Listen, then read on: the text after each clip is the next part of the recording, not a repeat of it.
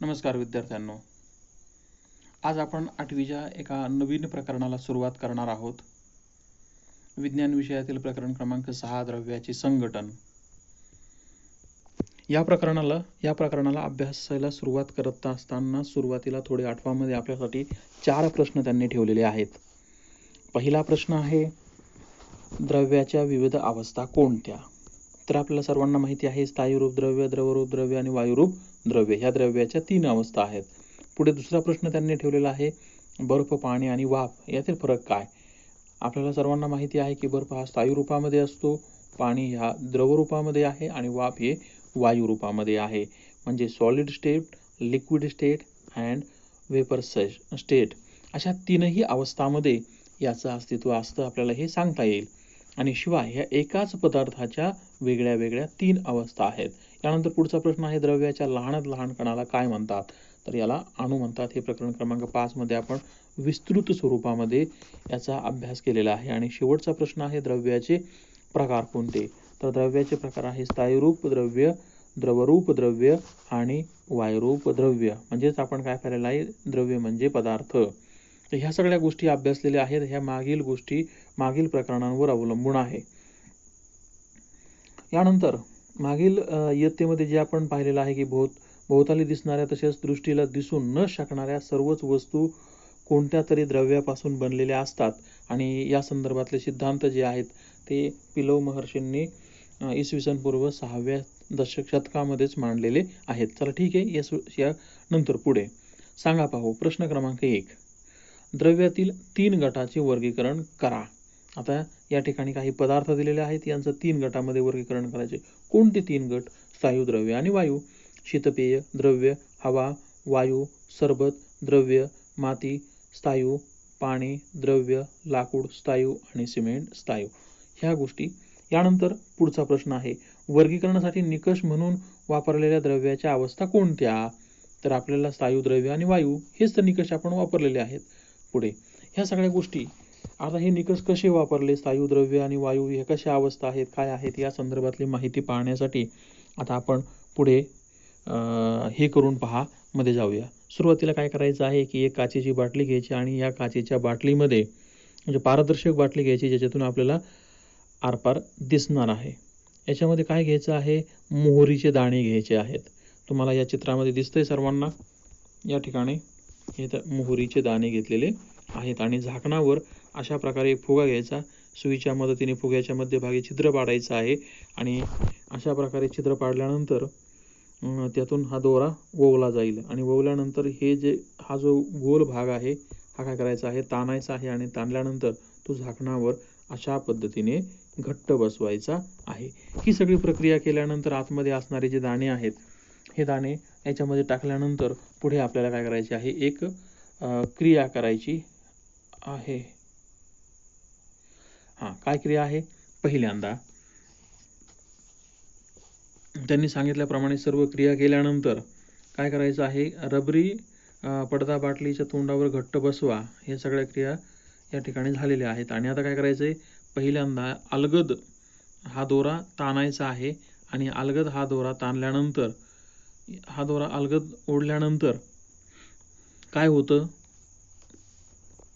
यानंतर पुढेच ही क्रिया थोड्या जोरामध्ये ओढल्यानंतर काय होतं आणि खूप जोरामध्ये हा दोरा ओढल्यानंतर काय होतं, पर्यायाने हा फुग्याचा जो हा भाग आहे, फुग्याचा हा भाग थोडा ताणला जाईल. त्याच्यामुळे हे जे दाणे आहेत ते थोडेसे अलगद वर उडवले जातील. यानंतर पुन्हा हा दोरा जास्त जोराने ओढल्यानंतर हे दाणे अजून थोड्याशा वरच्या दिशेने ओढले जातील. आणि हा दोरा अजून जोराने ओढल्यानंतर, खाली ओढल्यानंतर हे दाणे सर्व दूर पसरले जातील. या सगळ्या गोष्टी आपल्याला इथे यामध्ये पाहायला मिळणार आहे. म्हणजेच काय म्हणलेलं आहे, हवेमार्फत मोहरीच्या दाण्यांना कमी अधिक ऊर्जा देतो. त्यामुळे मोहरींच्या दाण्याची जी हालचाल होताना दिसते तशीच काहीशी हालचाल स्थायू द्रव्य आणि वायू अवस्थामध्ये असणाऱ्या द्रव्यांच्या कणांमध्ये असते. स्थायू द्रव्य आणि वायू या अवस्थांमधील द्रव्यांच्या कणांमध्ये अशा प्रकारची हालचाल आपल्याला पाहायला मिळते. हळू, त्याच्यानंतर थोडीशी गतिमान आणि त्यापेक्षा अधिक गतिमान. ह्या 3 गोष्टी पाहिल्यानंतर द्रव्याच्या कणामध्ये अणू आणि रेणू आंतररेणुवीय आंतररेणवीय आकर्षण असते. हे बघा, या दोघांमध्ये कोणतं आकर्षण आहे? आंतररेणवीय आकर्षण बल यांच्यामध्ये कार्यरत असते. ह्या मुद्द्याखाली तुम्ही अंडरलाईन करून घ्या. कारण काय, द्रव्यांच्या कणांमध्ये टिंब प्रकारचे बल कार्यान्वित असते किंवा कार्यरत असते असा प्रश्न किंवा रिकामी जागा चाचणी परीक्षेसाठी विचारली जाऊ शकते किंवा सत्र परीक्षेसाठी सुद्धा विचारली जाऊ शकते. यासाठी आंतररेणवीय हा शब्द आपल्याला लक्षात ठेवायचा आहे. पुढे इथे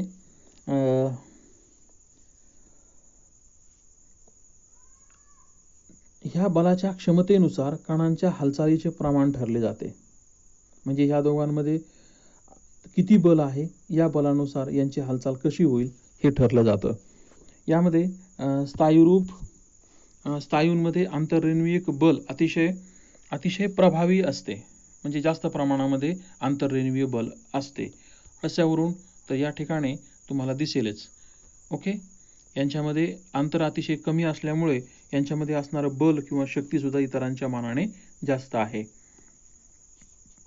त्यामुळे स्नायूचे कण एकमेकांच्या अगदी जवळ असतात आणि ते आपापल्या ठिकाणी जागी स्पंद पावत राहतात. त्यामुळे स्नायूंना ठराविक आकार आणि आकारमान प्राप्त होते. हा मुद्दा एकदम म्हणजे लक्षात ठेवण्यासाठी आहे. स्नायू संदर्भामध्ये तुम्ही वहीमध्ये लिहून घेऊ शकता किंवा याची पुस्तकावर सुद्धा नोंद करून घेऊ शकता किंवा अंडरलाईन करू शकता. काय होते की जवळ असताना ते आपापल्या ठराविक जागी स्पंद पावत राहतात आणि स्नायूचे ठराविक आकारमान आणि आकार त्याला प्राप्त राहतो. ही कुणाबद्दल माहिती पाहिली आपण? स्नायूबद्दल. यामध्ये तसेच उच्च घनता आणि असपिंडता म्हणजे त्याला नॉन कॉम्प्रेसिबिलिटी असं म्हटलेलं आहे. म्हणजे यांच्यामध्ये हे जे गुणधर्म आहेत, घनता आणि त्यांच्यामधून एकमेकांपासून दूर जाण्याची एकमेकांपासून दूर न जाण्याची जी शक्ती आहे, असपिंडता, हे गुणधर्म त्यांच्यामध्ये इथे आपल्याला पाहायला मिळतात. आता आपण पुढे द्रव्याबद्दलची माहिती पाहूया. हे झालं स्थायूरूप अवस्थेबद्दल. आता आपण द्रवरूप अवस्थाबद्दल माहिती पाहूया. कमीत कमी द्रवावस्थेमध्ये काय वैशिष्ट्य आहे की यांच्यामध्ये आंतररेणवीय बलाची क्षमता जी आहे ती कशी आहे? मध्यम स्वरूपाची आहे आणि ते ठराविक जागा अडकवून ठेवण्या इतके प्रभावी नसले तरी एकत्रित गठन करण्यासाठी पुरेसे प्रभावी असतात. म्हणजे हे जरी एकदम एकमेकांशी संघटित नसले तरी एकमेकांच्या नजीक असतात. त्यामुळे त्या द्रव्यांचे आकारमान ठराविक राहते, पण त्यांना मात्र प्रवाहितपणा प्राप्त झालेला आपल्याला पाहायला मिळतो किंवा द्रवाला ठराविक आकार आणि न राहता तो धारकतेप्रमाणे स्वतःचा आकार बदलतो. म्हणजे आपण या भांड्यामध्ये ओतलं तर याप्रमाणे आकार तयार होतो. त्यानंतर परीक्षा नळीमध्ये ओतलं तर परीक्षा नळीप्रमाणे त्यांचा आकार तयार होतो. म्हणजे धारकता असेल त्याप्रमाणे यांना स्वरूप प्राप्त होतं, बदलतं. इथे पुढे परंतु आता आपण वायूबद्दलची माहिती पाहूया. वायूमध्ये पर्यायाने आंतररेणवीय बल जे आहे हे एकदम क्षीण असणार आहे, कमी असणार आहे. स्नायूमध्ये एकदम जास्त आहे, द्रव अवस्थेमध्ये एकदम मध्यम आहे आणि वायूमध्ये एकदम क्षीण आहे. तर ह्या गोष्टी आपल्याला लक्षात येतील. म्हणजे या ठिकाणी त्यांचे जे कण आहेत हे कसे आहेत? सगळे मुक्तपणे हालचाल करू शकतात आणि उपलब्ध असलेल्या सर्व जागा व्यापून टाकतात. त्यांचं वैशिष्ट्य आहे की ते कण एकमेकांपासून दूर आहेत आणि जेवढी त्यांना जागा मिळेल तेवढी जागा ते व्यापून घेतात. त्यामुळे वायूंना ठराविक आकार आणि आकारमान या दोन्ही गोष्टी प्राप्त नसतात. इथे हा नसतात शब्द लक्षात ठेवायचा आहे. आतापर्यंत द्रव आणि स्नायूमध्ये असतात हे शब्द पाहिलेले आहेत. या ठिकाणी एक त्यांनी ढोबळमानाने आपल्यासमोर एक तक्ता ठेवलेला आहे.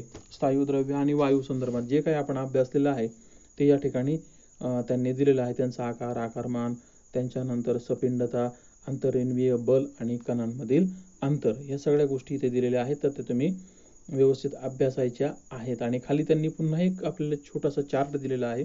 या चार्टमध्ये काय म्हणलेलं आहे? रासायनिक सूत्र, त्यानंतर संघटन आणि द्रव्याचा प्रकार, या गोष्टी आपल्याला इथे सांगायच्या आहेत. पाहूया. पहिल्यांदा काय आहे? पाणी. पाण्याचं रेणूसूत्र काय आहे? H2O. कसा असेल हा? तर हा असेल द्रव रूपामध्ये. ओके. नंबर 2 आहे कार्बन. कार्बनचं रेणूसूत्र काय आहे? C. ओके. हां, तर हे कसं असेल? कार्बन स्थायू रूपामध्ये का वायू रूपामध्ये का द्रव रूपामध्ये? तर कार्बन हा स्थायू रूपामध्ये आपल्याला पाहायला मिळतो कोळशाच्या स्वरूपामध्ये किंवा कागद जाळल्यानंतर. यानंतर oxygen O2. Okay. Oxygen O2 कोणत्या स्वरूपामध्ये आहे? वायू स्वरूपामध्ये. यानंतर हवा. आता हवा काय आहे? संघटन स्वरूपामध्ये आहे, म्हणजे अनेक वायू यामध्ये मिश्रित आहेत, परंतु आपण याला काय म्हणू शकतो? कोणत्या अवस्थेमध्ये आहे हवा? हवा ही वायुरूप अवस्थेमध्ये आहे आणि ही संघटन स्वरूपामध्ये आहे, म्हणजे त्यात अनेक वायू मिक्स असतात. यानंतर ॲल्युमिनियम. ॲल्युमिनियमचं रेणूसूत्र काय आहे? Al. Al म्हणजे ॲल्युमिनियम स्थायूरूप अवस्थेमध्ये आपल्याला पाहायला मिळतो, कठीण अवस्थेमध्ये पाहायला मिळतो, हा धातू आहे. यानंतर पितळ. पितळचं काय? पितळ Cu+Zn या दोघांच्या एकत्रीकरणापासून Cu-Zn अशा प्रकारचं रेणूसूत्र यांचं तयार होईल. तर हा सुद्धा स्थायूरूप अवस्थेमध्ये पितळ जे आहे ते आपल्याला पाहायला मिळतंय. आणि शेवटी आहे कार्बन डायऑक्साईड CO2. CO2 सुद्धा कुठे असतो? हवेमध्ये असतो आणि तो वायुरूप अवस्थेमध्ये आपल्याला पाहायला मिळतो. अशा प्रकारे हा चार्ट अभ्यासल्यानंतर खाली आपल्यासाठी त्यांनी अतिशय सुंदर अशा प्रकारची माहिती दिलेली आहे. काय आहे या माहितीमध्ये? तर यामध्ये म्हटलेलं आहे की द्रव्याचे वर्गीकरण करताना ही दुसरी पद्धत आहे. द्रव्याच्या वर्गीकरणाची ही दुसरी पद्धत आहे. या अगोदर स्थायू, द्रव्य आणि वायू ह्या अवस्थेमध्ये पाहिलं, परंतु आता या ठिकाणी आपल्याला दुसऱ्या पद्धतीचा वापर करायचा आहे. काय आहे? तर लहानात लहान कण एकसारखे आहेत की नाही किंवा वेगळे आहेत आणि कशापासून बनलेले आहेत याच्यानुसार आता आपल्याला इथे लहान कण जे आहेत याच्यापासून आपल्याला काय करायचं आहे? आता यांचा अभ्यास करायचा आहे, यांचं वेगळेपण शोधायचं आहे. आणि याला काय म्हणणार आपण? याला म्हणणार द्रव्याचे रासायनिक संघटन. ही एक नवीन पद्धत आता इथे आपल्याला अभ्यासायची आहे. कोणती आहे बरं ती? ती आहे मूलद्रव्य, यानंतर संयोग आणि मिश्रण, एलिमेंट्स, कंपाऊंड अँड मिक्सचर. ह्या 3 गोष्टींच्या आधारे आपल्याला इथे पुढे यांचं अध्ययन करायचं आहे. पुढे काय म्हटलेलं आहे की जे आपण मागील इयत्तेमध्ये पाहिलेलं आहे की संयोगातील सर्वात लहान कण हा अणू आणि रेणू हे एकसारखे असतात, मात्र मिश्रणातील लहान कण हे 2 किंवा अधिक प्रकारच्या पदार्थांपासून तयार झालेले असते. म्हणजे मिश्रण वेगळं, अणू वेगळं आणि मूलद्रव्य वेगळे आणि संयोग वेगळे. आणि त्याच्यामुळे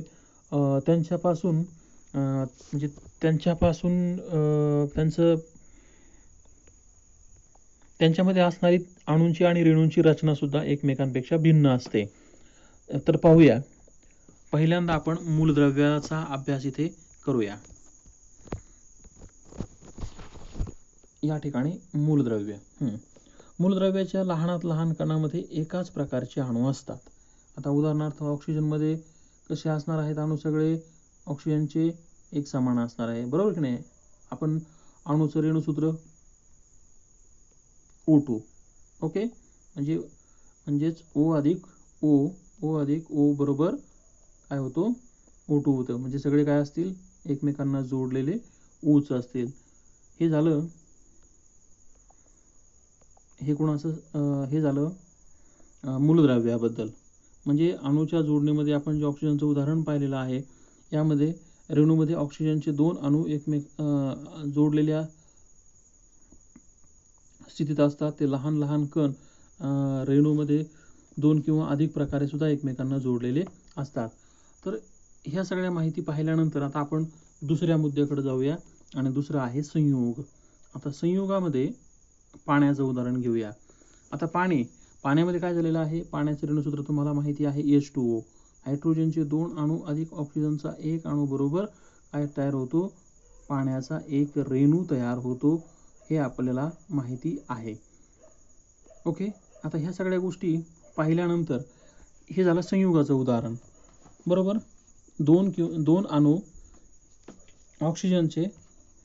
हायड्रोजनचे 2 आणि ऑक्सिजनचा 1 अणू जोडल्यामुळे काय झालेलं आहे? पाण्याचा एक रेणू तयार झालेला आहे. मिश्रणाचे लहान लहान कण म्हणजेच 2 किंवा अधिक मूलद्रव्य किंवा संयुगाचे कण अणू रेणू असतात. हे झालं आपण याचं उदाहरण पाहिलेलं आहे संयुगाचं. आणि आता मिश्रणाकडे आपण जाऊया. मिश्रणामध्ये मात्र काय होतं, अणू रेणू त्याच्यानंतर मूलद्रव्य संयुगे हे सगळे वेगवेगळ्या प्रकारचे एकत्र येऊ शकतात आणि त्यांच्यापासून काय तयार होतं, मिश्रण तयार होतं. आणि यांचं प्रमाण सुद्धा निश्चित नसतं, ते प्रमाण नेहमी कमी जास्त होऊ शकतं किंवा होतं. तर या ठिकाणी मिश्रणामध्ये नायट्रोजन, ऑक्सिजन, त्यानंतर म्हणजे N2O2 AR, त्यानंतर H2O CO2 हे प्रमुख घटक आपल्याला प्रमुख रेणू आहे. तसेच पितळ या पितळाबद्दल आपण वर पाहिलं की कॉपर म्हणजेच तांबे आणि जस्त ह्या दोघांच्या मिश्रणापासून हे संमिश्र तयार होतं, म्हणजेच काय आहे, हे मिश्रण आहे. त्याच्यानंतर ब्रांझ धातूबद्दलची माहिती, तांबे आणि कथील यांच्यापासून ब्रांझ हा धातू तयार होतो. तर हे सर्व काय आहेत, हे पितळ झालं, हवा झाली, त्यानंतर हे ब्रांझ धातू झाला, हे सर्व मिश्रणाची उदाहरणं आहेत. म्हणजे आतापर्यंत आपण मूलद्रव्य, संयुगे आणि मिश्रणे या सर्वांचा अभ्यास केलेला आहे वर्गीकरणाच्या स्वरूपामध्ये. आणि हा काय होतो, हे एक द्रव्याचे रासायनिक संघटन आहे आणि ते अतिसूक्ष्म पातळीवर याचं अध्ययन केलं जातं. म्हणजे लहान लहान कण एकसारखे आहेत का, ते वेगळे आहेत, ते कशापासून बनलेले आहेत, या सगळ्या गोष्टींचा अभ्यास या ठिकाणी करून याचं वर्गीकरण केलं जातं. आता आपण पुढे एक चार्ट पाहूया. याच्यामध्ये याचं विस्तृत अभ्यास आपल्याला पाहायला मिळेल. इथे पहा, नायट्रोजन मूलद्रव्य. हे पहा, मूलद्रव्य, संयुग आणि मिश्रण काय फरक आहे यांच्यामधला, तर यांच्यामधला फरक इथं आपल्याला पाहायचा आहे. नायट्रोजन काय रेणुसूत्र आहे, N2. यांच्या जोडण्या कशा आहेत, इथे पहा, नायट्रोजन 2 जोड्या या ठिकाणी दिसत आहेत. ऑक्सिजनच्या पहा NO2 जोड्या पण कसे आहेत, सर्व एकच अणू आहेत आणि त्यांच्या जोड्या म्हणजे रेणूचं स्वरूप सुद्धा एक समान आहे. पुढे आता याच्यामध्ये याची माहिती पाहूया. मूलद्रव्याचे घटक पदार्थ एकच आणि ते म्हणजे स्वतः मूलद्रव्य. मूलद्रव्य कसे आहेत, स्वतः आहेत. यांचे अणुरेणू सुद्धा कसे आहेत, एक समान आहेत. शिवाय हे कशाने जोडले गेलेले आहेत, हे रासायनिक बंधाने. एक मिनिट, आपल्याला हा उभा चार्ट पाहावा लागेल. हे रासायनिक अणुजणू एक समान जोडलेले आहेत आणि हे रासायनिक बंधाने एकमेकांना जोडले गेलेले आहेत. रासायनिक बंधाने एकमेकांना जोडले गेलेले आहेत आणि हे वेगवेगळ्या मूलद्रव्यांचे अणू आणि रेणू वेगवेगळे असतात. ओके, तर ही जी माहिती आहे ही आता मूलद्रव्या संदर्भात होती. आता आपण संयुगा संदर्भात माहिती पाहूया. संयुगामध्ये काय दिसतंय तुम्हाला या ठिकाणी,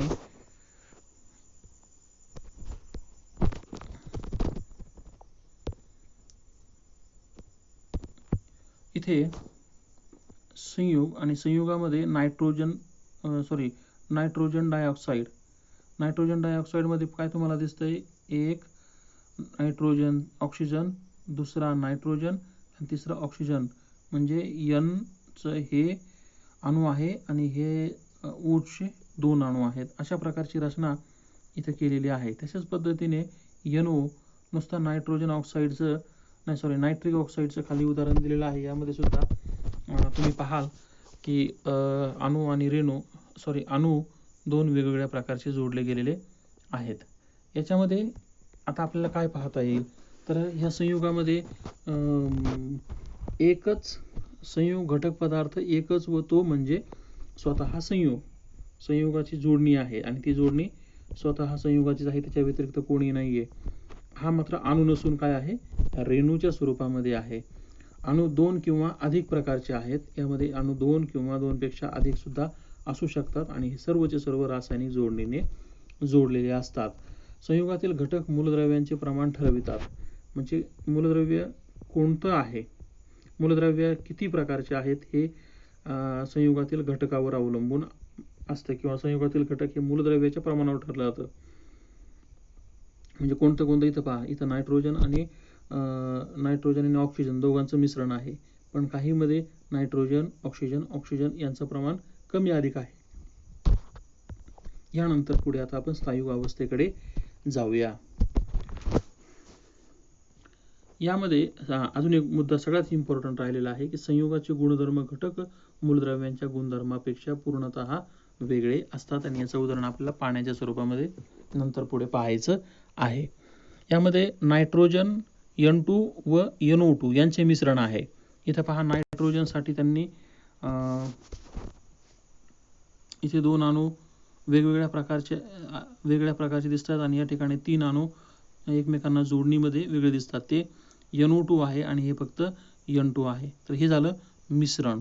या ठिकाणी पहा, N2 आणि O2, इथे N2 2 प्रकारे आणि O2 2 प्रकारे दाखवलेले आहेत. म्हणजे हे काय आहे, वेगवेगळ्या वायूंचं मिश्रण आपल्याला इथे पाहायला मिळतंय. यामध्ये मिश्रणातील घटक पदार्थ हे 2 किंवा 2 पेक्षा अधिक असतात. ओके, त्यामध्ये मूलद्रव्य किंवा संयुग कोणी असू शकतं. अणू आणि रेणू 2 किंवा अधिक प्रकारचे असू शकतात. म्हणजे मिश्रणाला कसल्या प्रकारचं बंधन नाहीये. शिवाय हे एकमेकांपासून भिन्न असतात. म्हणजे ते काही एकमेकांना जोडले गेलेले असतात. नवीन पदार्थही तयार होत नाही, आणि सगळ्यात महत्त्वाचं म्हणजे यांची जी जोडणी आहे ही रासायनिक नसते. रासायनिक बंधाने न जोडलेले ते असतात. ही सगळ्यात महत्त्वाची बाब या मिश्रणामध्ये आहे. आता मी तुम्हाला मागच्या वर्षी उदाहरण दिलेलं होतं की भेळ जी आहे, भेळ एक उत्तम मिश्रणाचं उदाहरण आहे. यामध्ये डाळ आहे, शेंगदाणे आहेत, म्हणजे लाल रंगाची शेव आहे, पिवळ्या रंगाची शेव आहे, किंवा अजूनही काही बरेचसे उदाहरणं आहेत. बरेचसे पदार्थ त्यामध्ये कांदा, त्यानंतर कोथिंबीर, अजून टोमॅटो वगैरे असे अनेक पदार्थ टाकले जातात. हे मिश्रण उत्तम मिश्रण आहे, उदाहरण आहे. आणि हे सगळे जे पदार्थ आहेत हे पदार्थ एकत्र असतात, परंतु ते भिन्न असतात. त्यांचं प्रमाण आपण कमी जास्त करू शकतो. एखाद्याला कांदा आवडत नाही, तो कांदा कमी घेईल. एखाद्याला कांदा आवडतो, तो कांदा जास्त घेऊ शकतो. टोमॅटो जास्त घेऊ शकतो, कोथिंबीर जास्त घेऊ शकतो. तर हे उदाहरण जे आहे हे उदाहरण मिश्रणाचं आहे. तर अशाच प्रकारचे यांच्यामध्ये गुणधर्म देखील आहेत. यांचं प्रमाण आपण बदलू शकतो. ह्या सगळ्या गोष्टी पाहिल्यानंतर आता आपल्याला पुढे पाणी एक उत्तम संयुग आहे हे उदाहरण पाहायचं आहे. का बरं हे उत्तम संयुग आहे? तर याच्यामध्ये तुम्ही जर पाहिलं तर पाण्यामध्ये हायड्रोजन आणि ऑक्सिजन यांचा समावेश होतो. हायड्रोजनचा एक अणू, ऑक्सिजन H2O, हायड्रोजनचे 2 अणू आणि ऑक्सिजनचा एक अणू यांच्या मिश्रणापासून हे संयुग तयार होतं. ऑक्सिजन व हायड्रोजन हे घटक मूलद्रव्याचे त्यांचे वजनी प्रमाण जे आहे या ठिकाणी दिलेलं आहे. पहा, हायड्रोजन आणि ऑक्सिजन यांचं वजनी प्रमाण 8:1 अशा प्रकारचं आहे. पण एक गोष्ट लक्षात ठेवा, हायड्रोजन पासून बॉम्ब तयार केले जातात जे अतिशय विध्वंसक असतात, भयंकर असतात.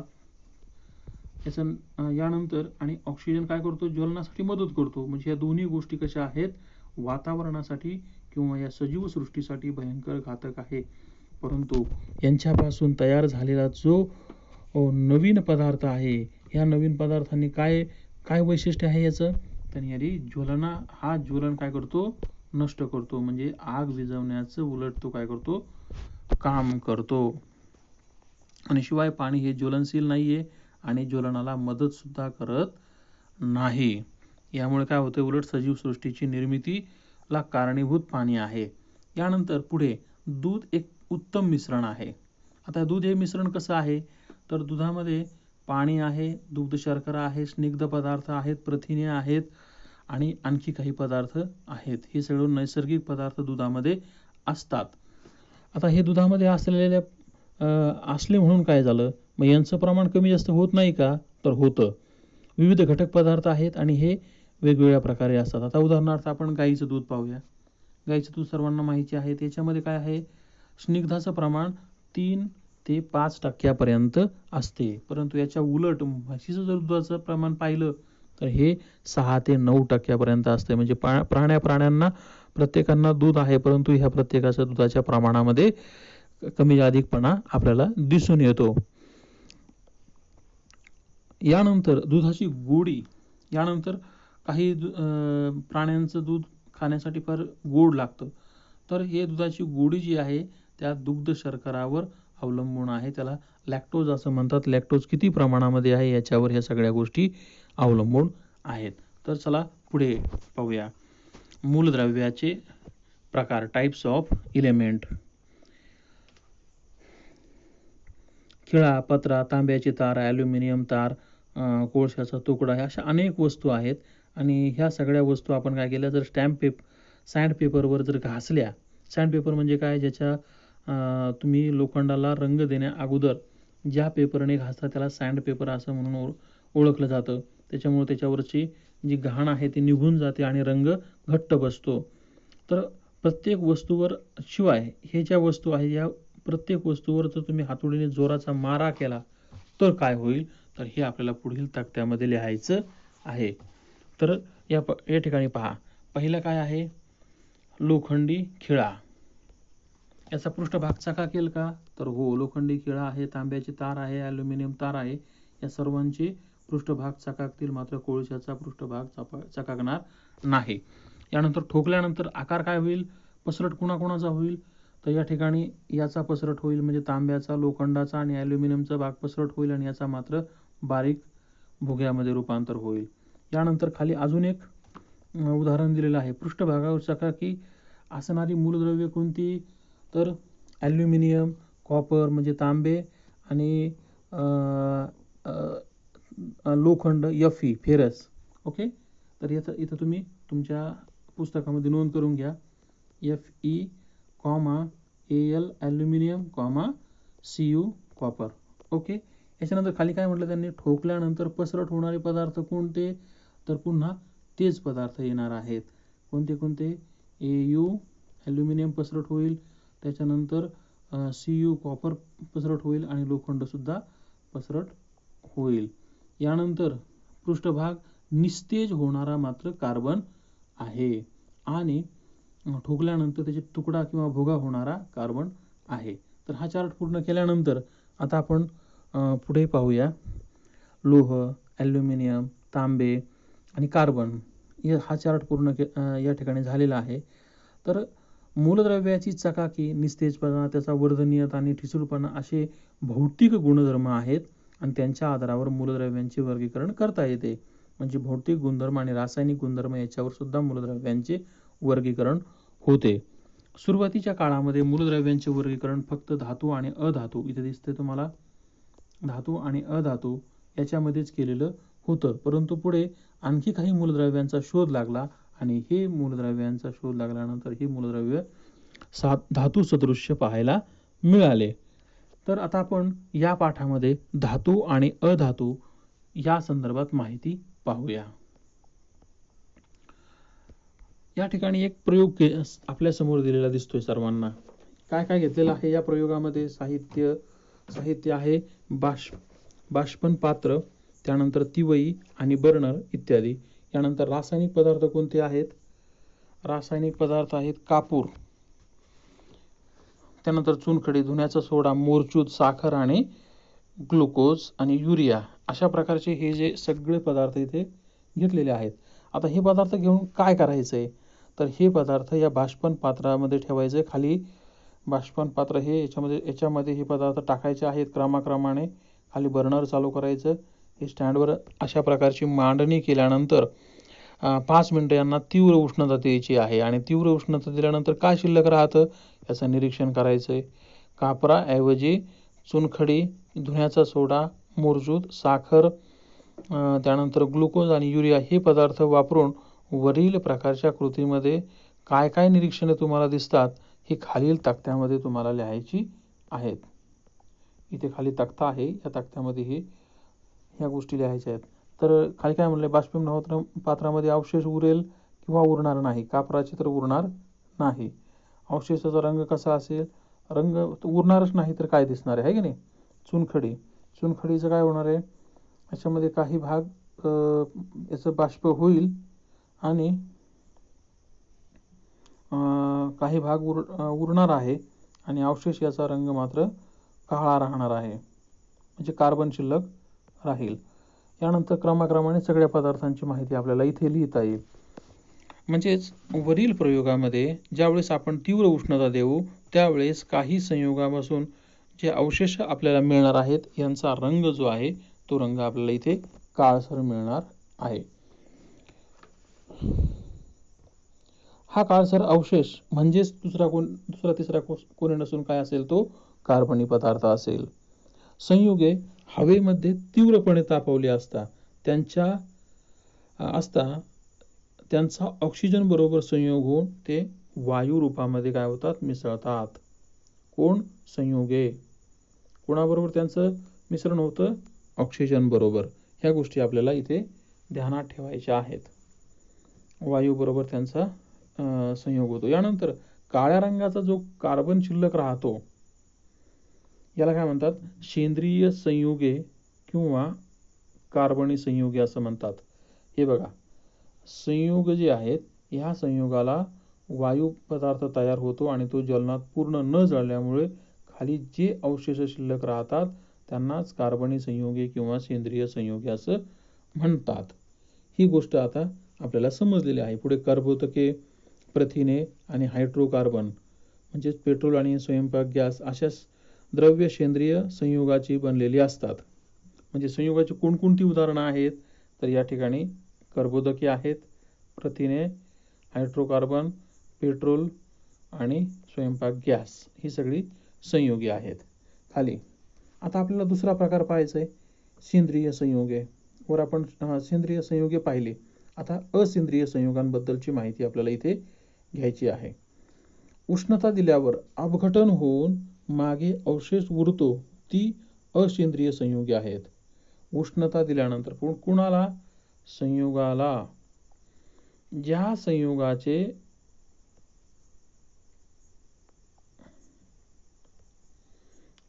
संयुगाचे तीव्र उष्णता दिल्यावर अपघटन होऊन अवशेष उरतो त्याला असेंद्रिय संयुगे किंवा अकार्बनी संयुगे असं म्हणतात. काय आहे?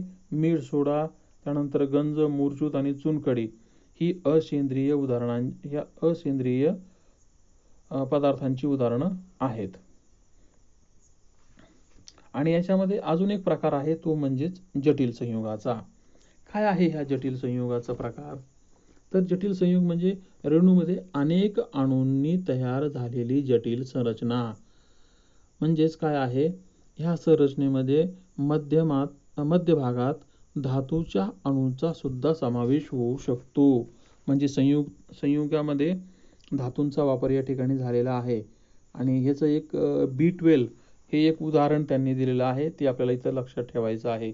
काय आहे हे? जटिल संयुग आहे. कोणतं जटिल संयुग आहे? सायनोकोबाल्मिन. सायनोकोबाल्मिन म्हणजेच जीवनसत्व B12 हे जटिल संयुगाचं उदाहरण आहे. रेणूंचे वेगवेगळे अणू रासायनिक बंधाने जोडलेले असतात, त्याविषयी आपण पुढे पाहणार आहोत. ठीक आहे. आता हे आपल्याला ही गोष्ट सोडून द्या, आपल्याला मिश्रणाचे प्रकार पाहायचे. आणि मिश्रणाचे प्रकार याच्या अगोदर सुद्धा आपण अभ्यासलेले आहेत. एकदम सोपे आहे. म्हणजे ते प्रमाणावर ठरवले जातात. आपण पाहिलं की नाही, मिश्रणामध्ये काय होतं? भेळचं उदाहरण तुम्हाला मी दिलेलं आहे, किंवा मिश्रणाचं त्यांनी गाईच्या दुधाचं उदाहरण दिलेलं आहे. यामध्ये प्रमाण फिक्स नसतं. प्रमाण नेहमी कमी जास्त होऊ शकतं. काही ठिकाणी शर्करा जास्त असते, काही ठिकाणी शर्करा कमी असते. भेळ खाताना काही जण कांदा जास्त खातात, काही जण कांदा खात नाही, काही जण शेंगदाणे निवडून खातात, काही जण पापड्या निवडून खातात त्याच्यामध्ये असणारे. अशा प्रकारे प्रत्येकाची आपली आपली आवड निवड असते आणि याचं प्रमाण नेहमी कमी जास्त होऊ शकतं. तर अशा प्रकारे आपल्याला ह्या मिश्रणाचे प्रकार इथे अभ्यासायचे आहेत. 3 चंचुपात्र घ्या आणि 3 चंचुपात्रामध्ये पहिल्या चंचुपात्रामध्ये वाळू आणि पाणी घ्या, दुसऱ्या चंचुपात्रामध्ये मूर्छूत आणि स्फटिक आणि पाणी घ्या, मूर्छुताचे स्फटिक आणि पाणी घ्या, आणि तिसऱ्यामध्ये मूर्छूत व वाळू घ्या. काय पदार्थ 3च आहेत, पण वेगवेगळ्या पद्धतीने आपण इथे घेतलेले आहेत. पहिल्यामध्ये वाळू पाणी, नंतर मूर्छूत, स्फटिक आणि पाणी, आणि यानंतर मूर्छूत आणि वाळू. ह्या 3 गोष्टी घेतल्यानंतर पुढे काय होतंय? या ठिकाणी घेतलेलं द्रव्य काय आहे? पहिल्यामध्ये पाणी घेतलेलं आहे, दुसऱ्यामध्ये स्फटिक घेतलेले आहेत, आणि तिसऱ्यामध्ये मूर्छूत घेतलेला आहे. मिश्रणातील प्रावस्थांची संख्या 2, 2, 2 आहे की नाही, तिन्ही ठिकाणी आपण 2 2 घेतलेले आहे. ढवळल्यानंतर काय काय आपल्याला दिसतं इथे, काय होतंय, पाणी ढवळलं पारदर्शक राहणार आहे. मूर्छुद स्फटिक आणि मूर्छुद यांच्या रंगामध्ये बदल होणार आहेत. ओके.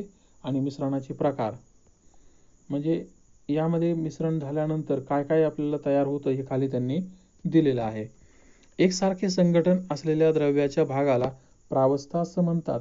कसं आहे संघटन, एकसारखं म्हणजे एकसारखे द्रव्य पदार्थ एकजीव झाल्यानंतर त्यांना प्रावस्था असं म्हणतात त्याला.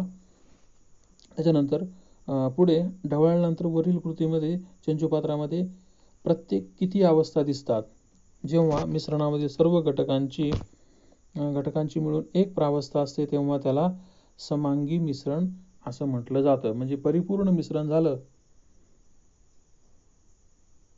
घटकांची मिळून एकच प्रावस्था असते तेव्हा त्याला समांगी मिश्रण असं म्हणतात.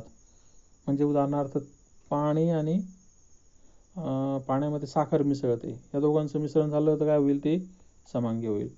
पुढे जेव्हा मिश्रणातील घटक 2 किंवा अधिक प्रावस्थांमध्ये विभागलेले असतात तेव्हा त्यांना विषमांगी असं म्हणतात. 2 किंवा 2 पेक्षा अधिक प्रावस्थांमध्ये विभागलेले असते तेव्हा त्यांना विषमांगी म्हणतात. आता हे सगळ्या गोष्टी समजून घेण्यासाठी एक छोटासा प्रयोग आपल्यासाठी इथे त्यांनी दिलेला आहे.